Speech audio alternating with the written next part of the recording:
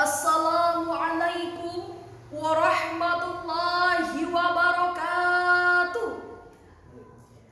Hamdan wa syukrun lillah, salatan wa salaman ala rasulillah, amma ba'du. Dewan Hakim yang arif lagi bijaksana, hadirin wal hadirat, para peserta lomba yang insya Allah dimuliakan oleh Allah Subhanahu wa Ta'ala.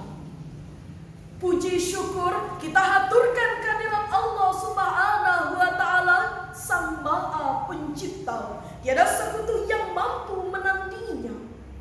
Pemberi kasih sayang kepada seluruh makhluknya, Tuhan yang maha sempurna, Tuhan yang menguasai seluruh jagat raya. Maha suci Allah Subhanahu wa Ta'ala yang telah mengutus Rasul yang sangat mulia, seorang keturunan Nabi Ibrahim sang kekasih Allah, pemimpin yang sangat bijaksana untuk seluruh umat manusia, yang mempunyai akhlak yang sangat sempurna, sangat mencintai pengikutnya. Beliau adalah Nabi besar Muhammad sallallahu alaihi wasallam, putra Abdullah. Ma'asyiral muslimin rahimakumullah, pada kesempatan yang berbahagia ini, izinkanlah saya untuk menyampaikan beberapa patah kata yang akhirnya saya rangkum menjadi bingkai kalimat dengan judul Generasi Quran Kejayaan Islam. Ma'asyiral muslimin rahimakumullah, ketika awal rencana Barat menjajah dunia Islam, Perdana Menteri Victoria pernah berpidato di hadapan parlemennya. Dia berkata, apabila kita ingin berhasil mengalahkan negara-negara yang penduduknya mayoritas Muslim, maka hal yang paling utama harus kita lakukan adalah bagaimana upaya dalam menjauhkan mereka dari kitab ini sambil mengangkat Al-Quran, supaya mereka buta terhadap isi dan kandungannya. Sebab hanya dengan itu kita bisa menaklukkan mereka. Selama mereka berpegang teguh pada Al-Quran, selama itu pula lah kita tidak akan sanggup mengalahkan mereka. Hadirin, jika kita renungkan ungkapan tersebut, maka akan semakin dalam keyakinan kita bahwa Al-Quran adalah kitab yang sangat penting untuk dibaca, dipelajari, difahami, dijiwai, dan diaktualisasikan dalam kehidupan nyata, sekaligus diwariskan kepada generasi-generasi kita, agar keberadaan Islam, kekuatan Islam, kebangkitan Islam, bahkan kejayaan Islam bisa tumbuh dan berkesinambungan dari masa ke masa sepanjang perjalanan hidup umat manusia. Lantas, bagaimana upaya kita dalam membangun generasi Al-Quran yang menjunjung tinggi Al-Quran, berpegang teguh pada Al-Quran, mencintai Al-Quran dan bangga kepada Al-Quran? Kita memerlukan generasi yang berkarakter baik, berotak cerdas, berwawasan luas, dan mau bekerja keras. Apalagi jika dikaitkan dengan kondisi negeri kita yang dikaruniai kekayaan alam yang sangat melimpah, baik hasil pertanian, kehutanan, perikanan, dan pertambangan.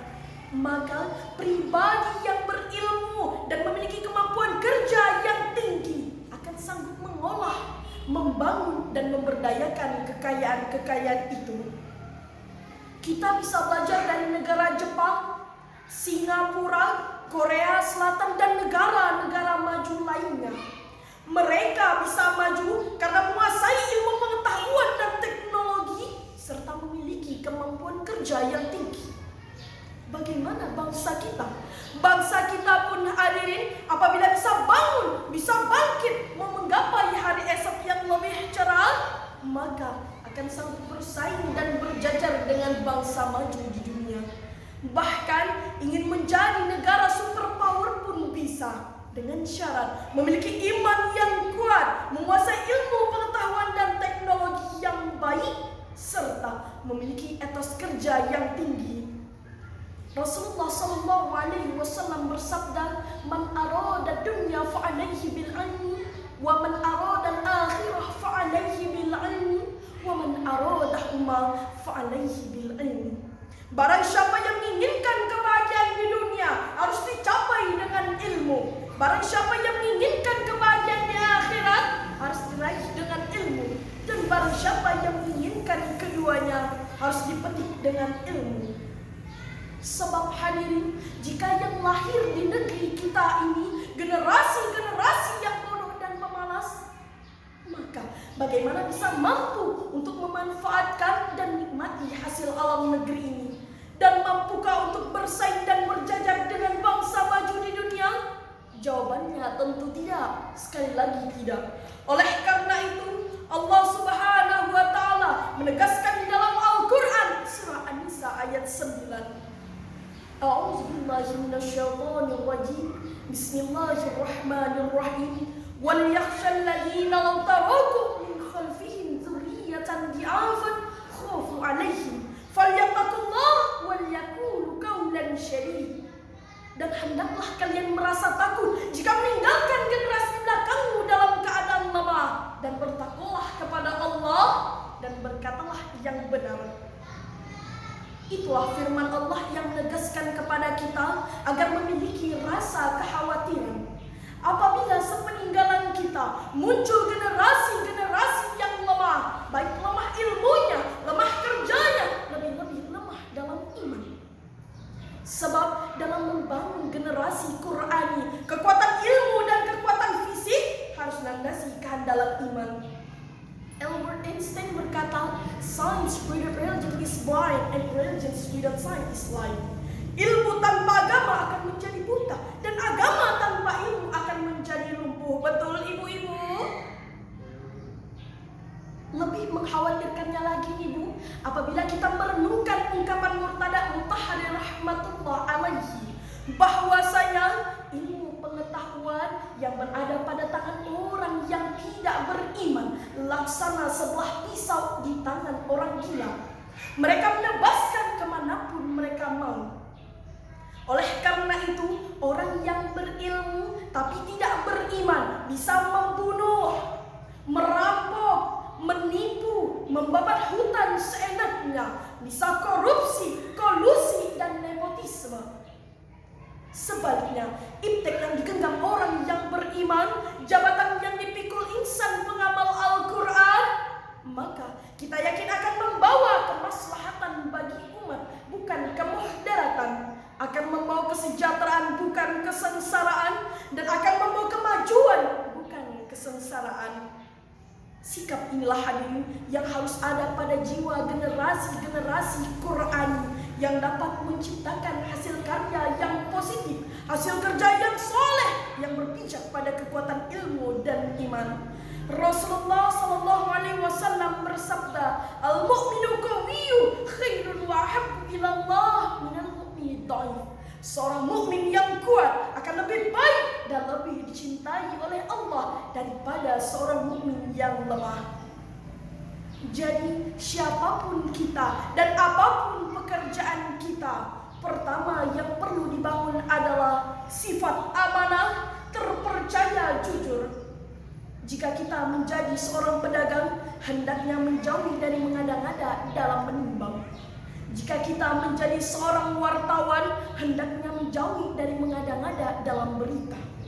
Jika kita menjadi suami atau istri, hendaknya menjadi suami atau istri yang baik. Jika kita menjadi pejabat atau pegawai, hendaknya menjauhi dari korupsi, kolusi, dan nepotisme.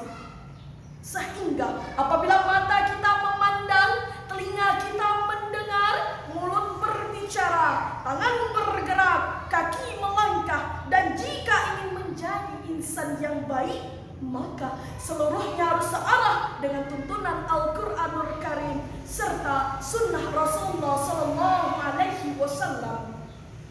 Kedua yang perlu dibangun adalah menghilangkan penyakit ragu dan kebodohan.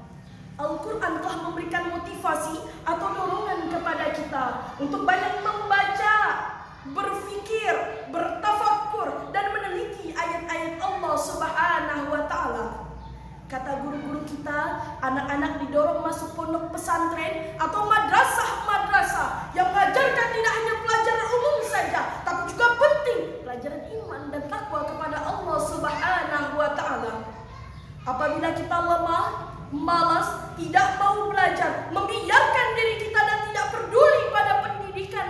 sama anak, sehingga ketika dewasa anak tidak bisa membaca Al-Quran dengan baik dan benar. Berarti kita termasuk golongan orang-orang yang gagal dalam mendidik anak-anak kita. Na'udzubillahi min zalik. Ma'asyiral muslimin rahimakumullah. Demikian yang dapat saya sampaikan. Kurang dan lebihnya saya mohon maaf. Untuk mengakhiri tausiah singkat saya ini, saya akan menyampaikan 2 buah pantun. Burung irian, burung cendrawasih, cukup sekian, terima kasih.